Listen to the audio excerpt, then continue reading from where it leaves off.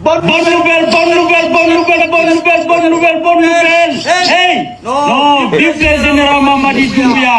Awa haray kanyum ministre affaires étrangères la Guinée Mouri Sanda Kouyaté parce que mi halani on Guinée ñu garaka hebi problème are général Mamadi Doumbouya ala no mari souci are général Mamadi Doumbouya no mari souci awa haray kanyum ministre affaires étrangères la Guinée o wawi hewturo ko Mauritanie.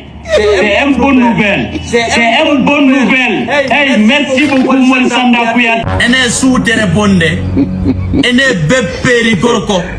Joni wala ko wadon sina mena sugol men. Menen goto wawa tamen mena sugol lagine do. Goto wawa tamen intimidugol lagine do. Goto wawa tamen kerangol lagine do. Men yalta lerne men fala, men nata lerne men fala. Dum ko teddungale mo yo fattuji yimbe.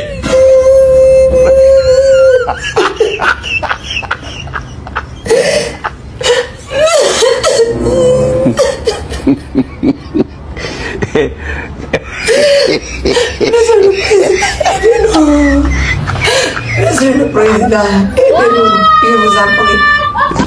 Jarama la famille, ko bayɓe telemiɗo woni porte disparu actuellement là depuis hier à 22h Je m'adresse à vous, Monsieur le Président de la République de la Guinée.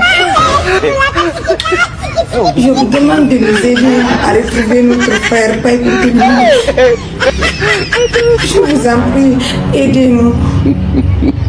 Depuis avant-hier à 22h, on n'a pas retrouvé Païkou Télimou. On n'a pas retrouvé Païkou Télimou. Monsieur le Président de la République de la Guinée, aidez-nous. On vous en prie, soutenez-nous. Aidez-nous. Aidez-nous. Je vous en prie. On jarama jamaɗude min yiitimo joni joni 4 heures ɓe noddila mbiɗa yaade ko laftani ɓadon kono fof ɓe beebinimo barmi kadi moƴƴano ara hinomo ɗo min foppamin mbiɗa yaade ɓe noddanno ko min ɓe noddi min ɗaɓɓiɗimmoɓe am ɓe min yiyaade ɓa haari mi holaki to min kadi to ɓe naɓora haray merci beaucoup.